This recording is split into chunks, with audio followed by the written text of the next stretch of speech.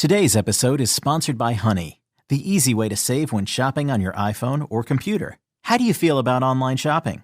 Do you do it often? And how many times do you scour the internet looking for a promo code that works when it's time to check out? Well, thanks to Honey, manually searching for coupon codes is a thing of the past. Honey is the free shopping tool that finds promo codes and applies the best one it finds to your cart. Imagine you're shopping on one of your favorite sites. When you check out, the Honey button appears, and all you have to do is click Apply Coupons and wait a few seconds as Honey searches for coupons it can find for that site. If Honey finds a working coupon, you'll watch the prices drop. And Honey doesn't just work on desktop, it works on your iPhone too. Just activate it on Safari, on your phone, and save on the go. If you don't already have Honey, you could be straight up missing out. And by getting it, you'll be doing yourself a solid and supporting this show. Get Honey for free at joinhoney.com/podcast. That's joinhoney.com/podcast. Coming up, she told me, when you look at that video of the suspect, she said someone went home with blood on their clothes that night. Someone came home with blood on them. For Vault Studios, I'm Reed Redmond. You're listening to The Daily Crime.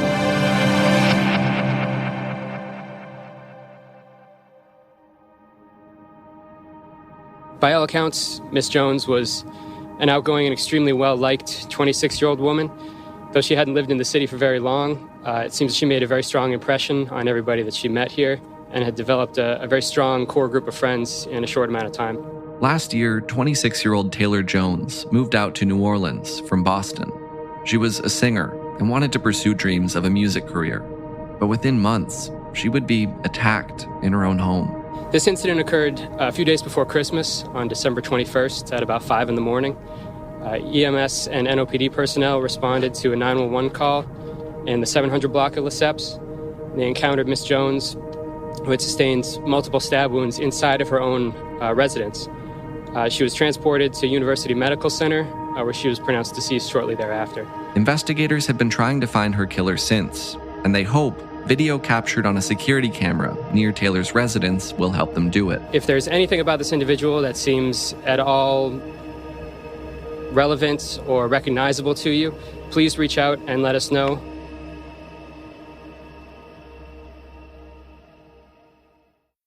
It was a night like any other. You ate some dinner with the family, chatted for a bit about school and work. Everything seemed normal. Then suddenly, you were gone. But they didn't need to worry. You just snuck off for a second to play Best Fiends. Best Fiends is the mobile puzzle adventure game you want to play for hours on end, even when you only have a few moments to spare. From the vibrant artwork and adventure-packed storyline to the cute collectible characters and supercharged power-ups, Best Fiends is designed to be the most obsession-worthy game ever. There are literally thousands of levels, plus tons of in-game events added every month for even more ways to win. And the best part is, you can play anytime, anywhere. No Wi-Fi, no problem. Of course, people may start to wonder about your mysterious disappearances until they see how much fun you're having. Download your new favorite getaway, Best Fiends, for free today on the App Store or Google Play. You'll even get $5 worth of in-game rewards when you reach level 5. That's friends without the R. Best Fiends. Mike McDaniel joins us from WWLTV in New Orleans, where in December, a young woman named Taylor Jones was stabbed to death in her home. Mike, you've been following up on this story and recently spoke with a friend and coworker of Taylor's. Let's start with that conversation. What kinds of memories did she share with you? This was a woman who had just recently started working with Taylor at Cafe Negril. You have to be able to have a good time to work here. And Taylor, it was just, she just fit right in here. This was back in the fall of 2021, probably a couple of months before Taylor was found dead in her apartment. They quickly bonded. When I was speaking with Jennifer Trahan, she would routinely say that Taylor was so motivated. Taylor would come to work and she was aggressive. She was a people person and she was there to do a job. And that's kind of how they bonded. And then one night, Taylor was thrown behind the bar because they were short-staffed. And Jennifer was one of the lead bartenders here. So they really kind of connected there. And then they started connecting over food, like bringing in tacos and chips. Jennifer would talk about how they would just eat chips, even though Taylor didn't really like them. And they just developed this relationship that Jennifer never saw coming. And then one night in particular, Jennifer told me about, it was really, really foggy in New Orleans, and they got off work. It was around 4 a.m. The fog was just so thick in the city of New Orleans. And one thing that is just so iconic in the fog in New Orleans is when you're in the French Quarter. It's just so poetic, just kind of walk through the streets of New Orleans and see how the fog envelops, especially the cathedral. And that's what they wanted to go get photos of. So Jennifer asked Taylor, hey, would you mind walking with me to go get these photos? And Taylor was all about it. So they took all these wonderful photos just before Christmas in the French Quarter with this heavy fog. And those photos now mean so much to Jennifer because they were some of the last photos that they did together. Those pictures are always going to mean something to me. And it just was such a beautiful experience, you know, and it was one of those lessons where seizing the moment really mattered. And she will always kind of cherish those memories and that spontaneity that Taylor had.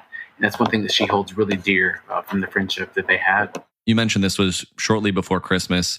Can you walk through what happens then on the night of December 20th, not too long after? Yeah, so Taylor goes home, as she normally does, in the Bywater neighborhood, which is just east of downtown New Orleans. And the next morning, her roommate comes in, finds her stabbed multiple times. She's rushed to the hospital, and that's where she died. So there's a lot of unanswered questions as to what happened the night of the 20th when she went home versus early morning hours of the 21st, which is when she was found dead by her roommate, or found stabbed multiple times by her roommate, later died at the hospital. So detectives from the New Orleans Police Department are trying to put this story together. They're trying to figure out what's going on. They were finally able to come across some surveillance video. Subsequent follow-up investigation, we were able to obtain video footage in the area of Poland and Dauphine, which we believe depicts the suspect perpetrator of this incident. And that's pretty much the only clue that we have, or at least that we know about in this case. It's of someone who police believe is the suspect walking toward Taylor's apartment just before the murder happened, and then running away. On the same camera, you can see the same person running away from the apartment building after what authorities say would have been the time of the murder. The clip itself is two short segments spliced together, and it shows this unidentified individual walking through a parking lot in the area in the direction of the victim's apartment, and then about half an hour later, sprinting away from that direction through the same parking lot at about the time of our incident. It's the suspect wearing all dark clothing, a hood. And so it's really hard to make this person out. And something that, you know, I find very rare to happen with the New Orleans Police Department is for a detective who is in charge of a homicide case to come forward and explicitly talk about it.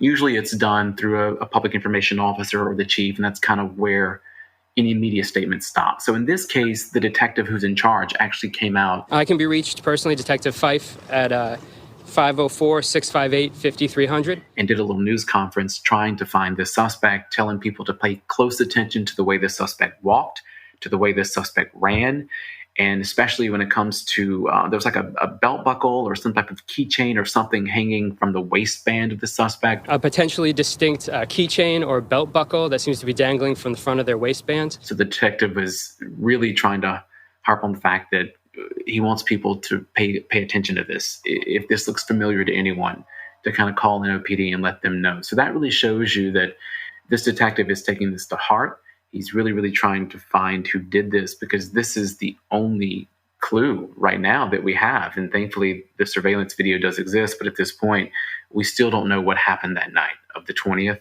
and then what transpired the morning of the 21st. I've watched that surveillance footage, and as you did mention, there really isn't a lot you can make out. Even that keychain or belt buckle, whatever it is, flashing, it's really difficult to make out what exactly that is. Have police said at this point if they believe this could have been someone who knew Taylor, anything like that? We don't know, and friends don't know that as well. There's a lot of speculation that this could be someone who does know them, mainly because when you think about the crime, Taylor was stabbed multiple times inside her apartment. No signs of forced entry that we know of.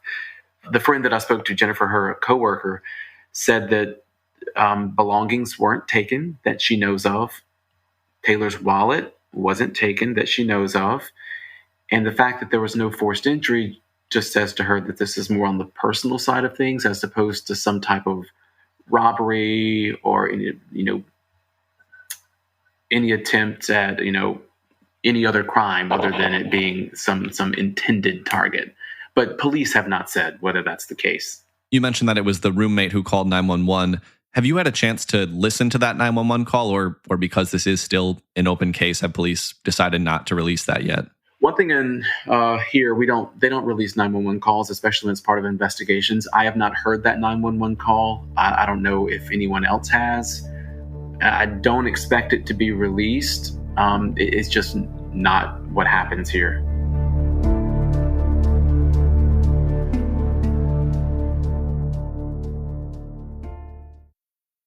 This is an ad for Roundup for Lawns. It kills weeds down to the root without harming your lawn. It works on crabgrass, dandelions, clover. It works on weeds with names you can't even pronounce. It's Roundup for Lawns. When used as directed, always read and follow pesticide label directions. This episode is brought to you by Carvana. Carvana is in the business of driving you happy. They put you in control of financing your car with payment plans that fit your plans. And their simple tools help you customize your down payment and monthly payments so you can instantly see a variety of cars that fit your budget. No surprises, no hidden fees. So, to buy a car that makes you happy, visit Carvana.com or download the app.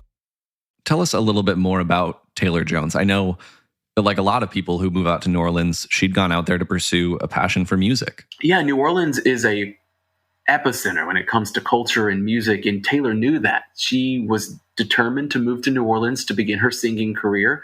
She was apparently an incredible singer, according to her friends. I've never heard her personally, but friends would say that she has just unique voice that really sets her apart. And she was on her way to making it into the music scene. She was making connections here in New Orleans, and people were really starting to know her name. She would do karaoke. She would perform at different bars around the city, and people were really starting to follow her. And because she had this tenacity and this drive to really succeed, friends really felt that it was just a matter of time before she really, really launched her music career.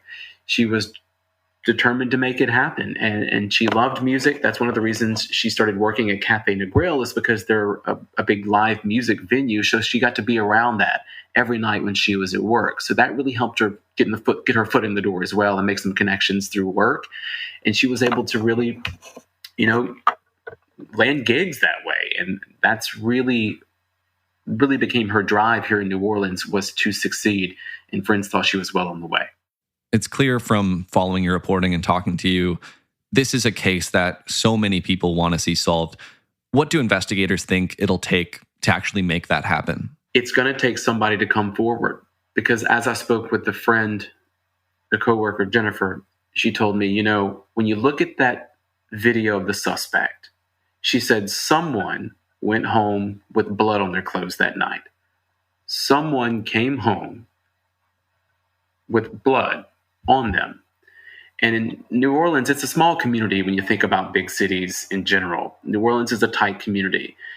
And police know that it's going to take someone to come forward from the community, because there is a piece of information somewhere that someone's not saying, or there's a piece of information that someone doesn't think is important or won't matter, but it does. And that's what it is going to have to happen for police to kind of figure this out, or for the suspect in particular. There is a reward for this case. Can you tell us about that? So there's a Crime Stoppers reward that was automatically put in place because that's what Crime Stoppers does. But when it comes to her friends, they wanted to do more. So they held a vigil. They held fundraisers. They raised more money. There was even a GoFundMe account to help add to the pot of this reward to try and find information to lead to a suspect in this case. So that now stands at $7,500. There is still work being done to raise more money, to add more money to the mix, to hopefully entice someone to come forward. And it just goes to show you, when you have friends like this coming together, that they're not giving up. These friends want to make sure that this case is solved. They loved Taylor, and they're going to do whatever they can for how long it takes to try to find the person who killed her. When you lose somebody like that, especially so brutally and in such a horrible way, it's not going to sit easy. So we're not going to stop until we figure this out. Mike McDaniel with WWLTV in New Orleans. Thanks for sharing this story. Absolutely. And thanks as always to you for listening to this episode of The Daily Crime. We're here with a new one every day of the week, Monday through Friday, so make sure you're subscribed to or following the podcast wherever it is you're listening right now. If you're looking for more podcasts, you can head over to vaultstudios.com for a full list of our shows. That includes our weekly podcast, True Crime Chronicles. That'll do it for this one. Until next time, for Vault Studios, I'm Reed Redmond.